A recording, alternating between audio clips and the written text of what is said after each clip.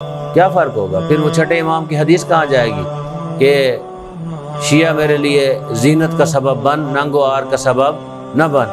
اگر کسی شہر کے اندر وہ چھٹے امام کہتے ہیں کہ کوئی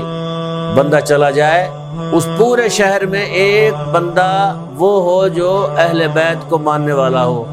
ہمارا چاہنے والا ہو، ہمارا ماننے والا ہو، اس کا کردار ہمارے کردار جیسا ہو، اس کی سیرت ہماری سیرت جیسی ہو، ایک بندہ ہو پورے شہر میں، باقی سب ہمارے مخالف ہوں، تو اگر کوئی اس شہر میں وارد ہو اور کہے کہ میں نے رات رہنا ہے، میں نے کھانا کھانا ہے، میرے پاس لباس نہیں ہے، سب کے سب اس کی طرف ارجاع دیں، آپ کو کہیں کہ ایک بندہ یہاں رہتا ہے،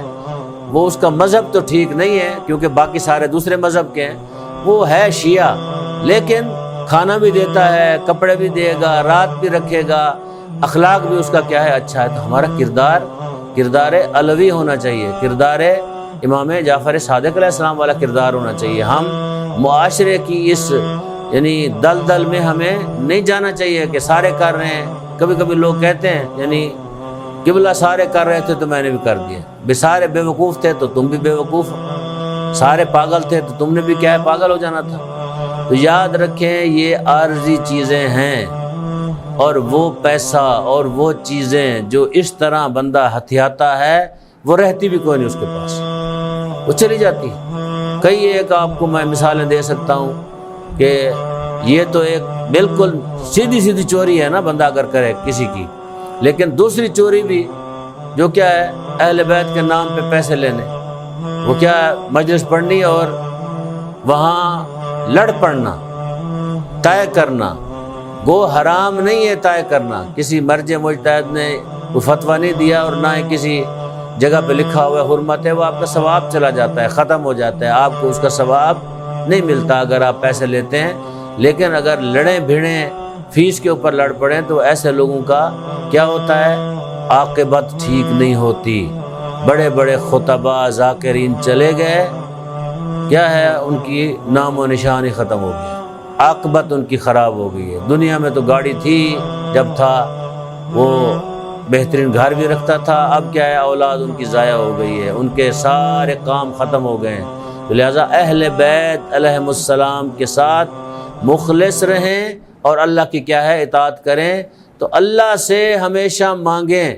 اہل بیت کے وسیلے سے، تو اللہ آپ کو اتنا دے گا آپ کیا ہے، تصور بھی نہیں کر سکتے۔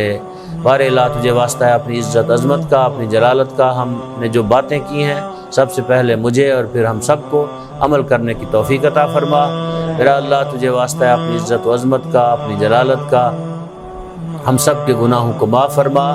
میرا مالک، جن لوگوں نے ہمارے اس سسٹم میں مدد کی، بالاخص سید علی ذوالقرنین، صدیقی برادران، نور بھائی، شیخ عامر حسن، ڈاکٹر صاحب، ایک خاتون نے مدد کی، میرا اللہ ان سب کی توفیقات خیر میں اضافہ فرما، ان کے مرحومین مرحومات کو جوار رحمت میں جگہ عطا فرما، بالاخص سید علی ذوالقرنین صاحب کی بیٹی، ان کے بھائی کو جوار رحمت میں جگہ عطا فرما۔ ہمارے جو بزرگان علماء، جامعہ کے مؤسسین، قبلہ اختر عباس صاحب، قبلہ محسن ملت قاضی صاحب، مولانا خادم حسین صاحب، باقی ہمارے اساتذہ جو دنیا سے چلے گئے ہیں، سب کو جوار رحمت میں جگہ عطا فرما۔ جو ٹرسٹیز حضرات دنیا سے چلے گئے ہیں، میرا مالک انہیں جوار رحمت میں جگہ عطا فرما۔ میرا اللہ جو موجود ہیں ان کی توفیقات خیر میں اضافہ فرما۔ حضرت آیت اللہ حافظ سید ریاض سے نجفی کا سایہ ہمارے سروں پر قائم و دائم فرما، انہیں طول عمر عطا فرما۔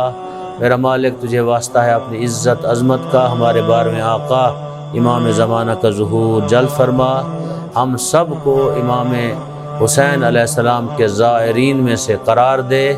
میرا اللہ سوائے اپنی ذات کے ہمیں کسی کا محتاج نہ فرما۔